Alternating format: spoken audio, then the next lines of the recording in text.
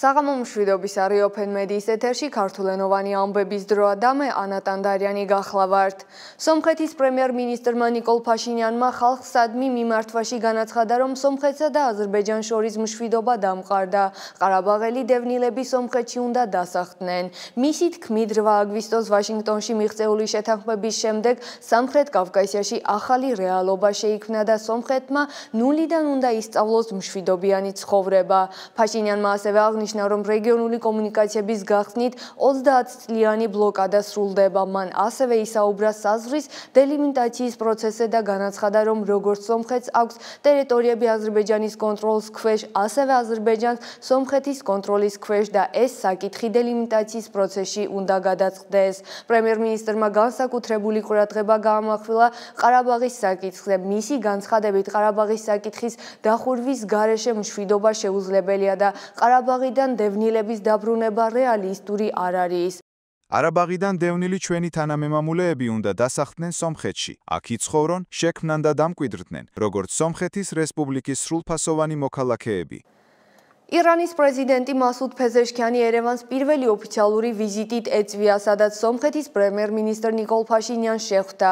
შეხვედრის შემდეგ გამართულ პრეს-კონფერენციაზე ირანის პრეზიდენტმა განაცხადა, რომ რეგიონული პრობლემების მოგვარებაში არარეგიონული ძალების ჩართვა ვითარებას ართულებს. რეგიონში მმართველობა კავკასიური უნდა იყოს, აღნიშნა ფეზეშქიანმა და კიდევ ერთხელ დაადასტურა ირანის მხარდაჭერა სომხეთის ტერიტორიული მთლიანობის მიმართ.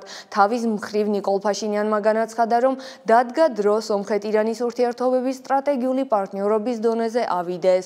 მან ირანელ კოლეგას გააცნო ვაშინგტონში 8 აგვისტოს მიღწეული შეთანხმებების დეტალები და ხაზი გაუსვა, რომ ორ ქვეყანას შორის საზღვრების ურღვეობას სასიცოცხლო მნიშვნელობა აქვს. ვიზიტის ფარგლებში ხელი მოეწერა რამდენიმე დოკუმენტს, მათ შორის მემორანდუმს საგარეო საქმეთა სამინისტროებს შორის პოლიტიკური კონსულტაციების შესახებ. სომხეთში პირველი ოფიციალური ვიზიტით ჩამოსული ირანის პრეზიდენტი მასუდ ფეზეშკიანი და პრემიერ-მინისტრი ნიკოლ ფაშინიანი დღეს შეხვდნენ და ერთობლივ განცხადებას მოაწერეს ხელი. ჩვენ სტრატეგიული ორიენტირი დავისახეთ ირანთან ორმხრივი სავაჭრო ბრუნვის მოცულობის გაზრდის შესახებ. მივიყვანოთ რა ის ჯერ 1, შემდეგ კი 3 მილიარდ აშშ დოლარამდე. ორ ქვეყანას სხვადასხვა სფეროში, მათ შორის ტრანსპორტის, ენერგეტიკის, ელექტროენერგიისა და საინჟინრო ტექნიკური მომსახურების, კულტურის, სპორტის, მედიცინისა და ასევე ფარმაციის სფეროში შესანიშნავი თანამშრომლობა აქვთ. ნიკოლ ფაშინიანმა განაცხადა, რომ არსებობს ორმხრივი შეთანხმება ურთიერთობების სტრატეგიულ დონეზე აყვანის შესახებ. ქვეყნების ლიდერების პირისპირ შეხვედრის შემდეგ დარგობრივმა ოფიციალურმა პირებმა ხელი მოაწერეს დოკუმენტებს ეკონომიკურ, სამეცნიერო, კულტურულ და სხვა თემებზე.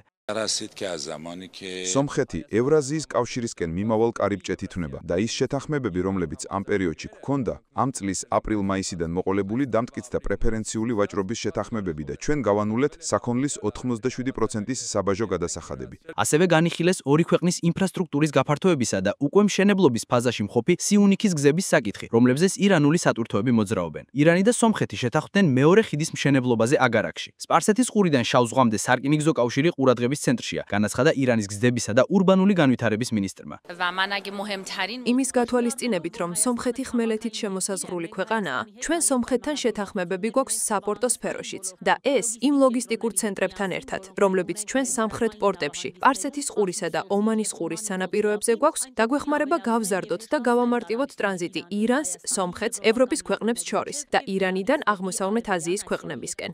ასევე შეხვდნენ ვიცე-პრემიერი და ირანის ვიცე-პრეზიდენტი სეიედ ჰამიდ ფურმოხამადი. ფერ გრიგორიანმა ეს შეხვედრა კარგი შესაძლებლობად მიიჩნია ურთიერთინტერესის სფეროებში აზრთა გაცვლისთვის, ნათქვამია ოფიციალურ განცხადებაში. შეგახსენებთ, რომ პრეზიდენტის ხელმძღვანელობით ირანული დელეგაცია სომხეთში გუშინ ჩამოვიდა. ფეზეშკიანი შეხვდა ჩვენს ქვეყანაში ირანულ თემს, ეწვია ცისფერ მეჩეთს. დღეს ასევე მონაწილეობა მიიღო ბიზნეს ფორუმში. ისლამური რესპუბლიკის პრეზიდენტი ჩვენი ქვეყნიდან ბელარუსში გაემგზავრება, კვალ ოფიციალური ვიზიტით. დამოუკიდებელ სახელმწიფოთა თანამეგობრობაში იმედოვნებენ, რომ ვაშინგტონში სომხეთსა და აზერბაიჯანს შორის ხელმოწერილი დოკუმენტები საბოლოო სამშვიდობო ხელშეკრულების საფუძველი გახდება. ორგანიზაციის გენერალური მდივნის სერგეი ლებედევის განცხადებით, დსთ-ში ძალიან კმაყოფილები არიან ამ შეთანხმებით და მას უთანხმოებების საბოლოო მოგვარების გზაზე მნიშვნელოვან ეტაპად მიიჩნევენ.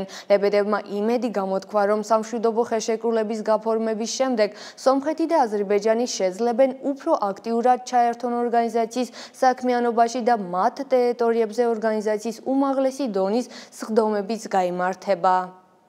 ვაშინგტონში თეთრ სახლში შეერთებული შტატებისა და უკრაინის პრეზიდენტებს დონალდ ტრამპსა და ვოლოდიმირ ზელენსკის შორის შეხვედრა გაიმართა. შეხვედრის შემდეგ ზელენსკიმ განაცხადა, რომ ტერიტორიული საკითხების ის პირადად ვლადიმირ პუტინთან განიხილავს. მისივე თქმით, ამ თემაზე საკმაოდ ხანგრძლივი საუბარი შედგა და დროსაც მხარეებმა ამერიკელების მიერ მომზადებული რუკა განიხილეს. უკრაინის პრეზიდენტმა ხაზგასმით აღნიშნა, რომ შეხვედრაზე უკრაინისთვის მიუღებელი გადაწყვეტილებები არ მიღებულა. თავის მხრივ დონალდ ტრამპმა შეხვედრას ეფექტურად შეაფასა. აღსანიშნავია, რომ ტრამპმა ზელენსკისთან მოლაპარაკებები დროებით შეწყვიტა, რათა დაზუსტების მიზნით ვლადიმირ პუტინს ტელეფონით ესაუბრა.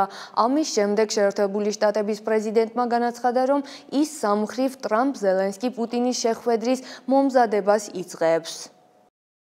თეთრი სახლი ყველა მსოფლიოს ყურადღების ცენტრში იყო, სადაც აშშ-ის პრეზიდენტმა დონალდ ტრამპამ, უკრაინის პრეზიდენტ ვოლოდიმირ ზელენსკისა და 7 ევროპული სახელმწიფოს ლიდერებს უმასპინძლა, უკრაინაში 3 წელიწად ნახევარზე მეტი ხნის სისხლიანი ომის დასრულების გზების საპოვნელად გამართულ საგანგებო სამიტზე.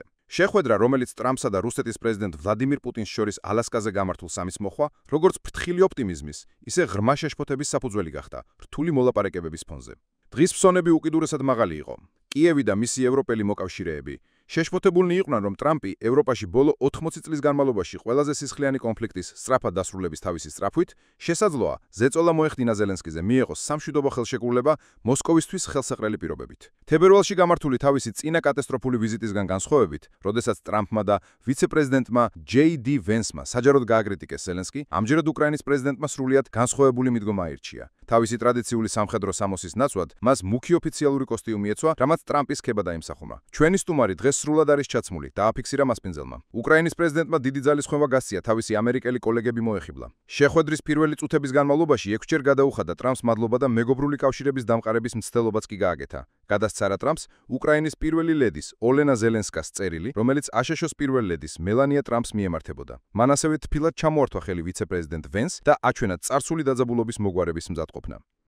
პრეზიდენტი ტრამპი იმდენად იყო ერთგული უკრაინაში მშვიდობის დამყარების იდეისა, რომ მზად იყო დამატებითი ნაბიჯები გადაედგა და უფრო კეთილგანწყობილი ყოფილიყო ადამიანების მიმართ, ვიდრე ჩვეულებრივ. მე არ ვფიქრობ, რომ ის მაღალ შეფასებას აძლევს პრეზიდენტ ზელენსკის. ვფიქრობ, საკმაოდ ნათელია, რომ მათ ურთიერთობებს სინამდვილეში სერიოზული პრობლემები ახლავს. და იქ დაძაბულობაა. ის სხვათა შორის აგრძელებს ზელენსკის დაშინებას თავის Truth Social პლატფორმაზე გამოქვეყნებულ პოსტებში. თუმცა ვფიქრობ, საქმის წინ წასაწევად მან თავი შეიკავა და გადაწყვიტა დაეზოგა ჩვენთვის ის დრამა და შოუ, რომელიც წინაჯერზე ვნახეთ, როდესაც ზელენსკი ოვალურ კაბინეტში აღმოჩნდა.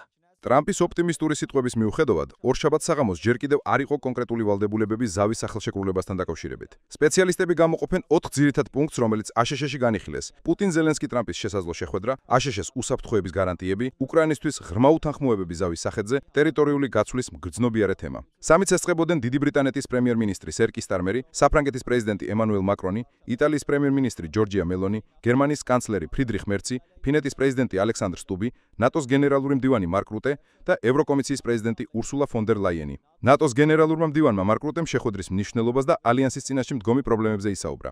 ვფიქრობ, თუ ჩვენ სწორად უხელმძღვანელებთ ამ პროცესს, შეგვიძლია ბოლომდე მივიყვანოთ.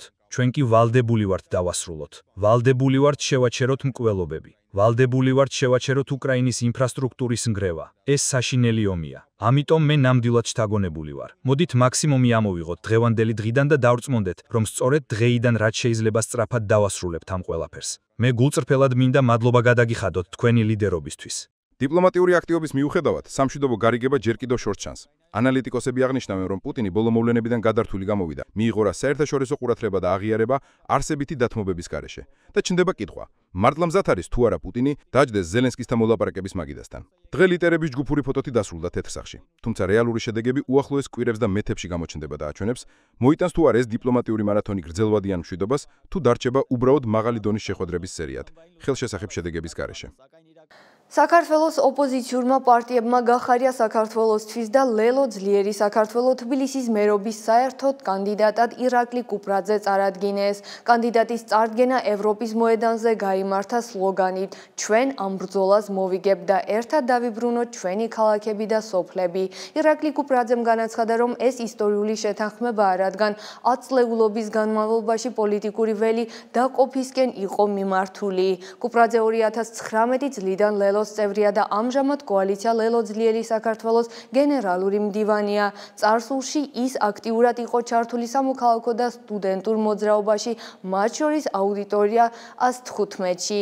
მმართველმა პარტია ქართულმა ოცნებამ თბილისის მერობის კანდიდატად მოქმედი მერი კახა კალაძე წარადგინა, რომელიც ამ თანამდებობაზე კენჭს მესამედ იყრის. საქართველოში ადგილობრივი თვითმმართველობის არჩევნები 4 ოქტომბერს გაიმართება. არჩევნებში მონაწილეობაზე უარს ამბობენ ოპოზიციური გაერთიანებები, მათ შორის კოალიცია ცვლილებებისათვის და ერთიანობა ნაციონალური მოძრაობა.